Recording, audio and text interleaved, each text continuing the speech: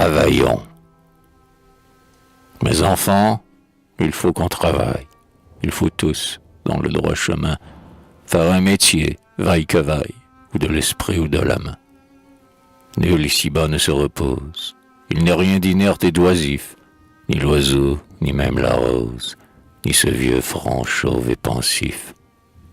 La fleur travaille sur la branche, le lys, dans toute sa splendeur, travaille à sa tunique blanche, l'oranger à sa douce odeur. Si la sève, oisive et sans force, dormait sans aider au soleil, comment, sur cette noire écorce, apparaîtrait un fruit vermeil? Voyez cet oiseau qui voltige vers ses brebis, sur ces buissons, n'a-t-il rien qu'un joyeux vertige? Ne songe-t-il qu'à ses chansons? Il songe aux petits qui vont naître, il leur prépare un nid bien doux. Il travaille, il souffre peut-être, comme un père le fait pour vous. Ce bon cheval qui vous ramène sur les sentiers grimpants des bois, croyez-vous qu'il n'a point de peine à vous porter 4 à la fois? Et pourtant c'est comme une fête, lorsqu'il vous sent tous sur son dos. Les autres jours, la pauvre bête traîne de bien plus lourds fardeaux. Entendre crier la charrue, tout près de vous, là, dans ce champ. Voici l'attelage qui chie et qui fume au soleil couchant. Ils y vont de toute leur force, et de la tête et du poitrail. C'est de grands bœufs aux jambes torses, certes, c'est là du bon travail. Là-bas, le chien court, saute, aboie, et poursuit brebis et béliers. Croyez-vous que c'est de la joie qu'il folâtre sous les halliers? Il va, grondé, battu peut-être, de l'un à l'autre en s'essoufflant. Il va, sur un signe du maître, rassembler le troupeau bêlant. Mais qui bourdonne à mes oreilles, regardez bien, vous pourrez voir nos chères petites abeilles qui butinent dans le blé noir. C'est pour vous que ces ouvrières travaillent de tous les côtés, sur le jasmin, sur les bruyères, elles vont cueillir vos goûters. En rentrant, vous serez bien aise de trouver votre couvert mis, d'avoir encore, après les fraises, un miel brun sur votre pain bis. Quand, pour mieux finir la journée, le soir, allumant un bon feu, près de la grande cheminée, vous inventerez quelques jeux.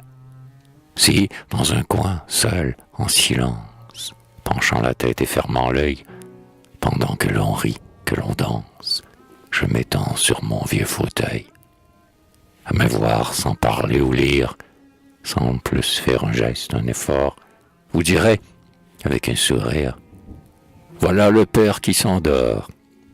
Non, je ne dors pas, je voyage, avec vous en main lieu d'hiver, et pour vous prêcher le courage, cher petit, je vous fais sévère.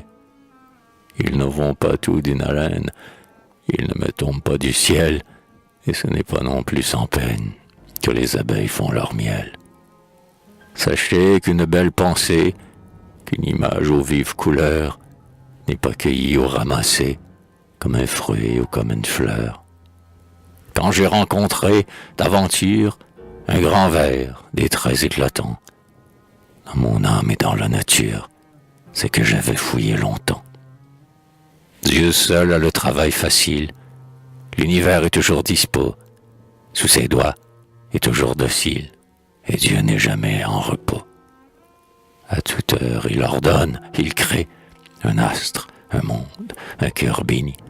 Il étend son œuvre sacrée, sans fin, dans l'espace infini. Et nous, qu'il fit à son image, armés de l'esprit créateur, nous avons tous un noble ouvrage, un monde à faire en notre cœur. Nous pouvons agrandir la vie, l'emplir de lumière et d'amour, rien qu'en travaillant, pur d'envie, notre pain de chaque jour. Il n'est point de peine perdue, et point d'inutile devoir. La récompense nous est due, si nous savons bien la vouloir. Le moindre effort la croît sans cesse, surtout s'il a fallu souffrir. Travaillez donc, et sans faiblesse. Ne plus travailler, c'est mourir.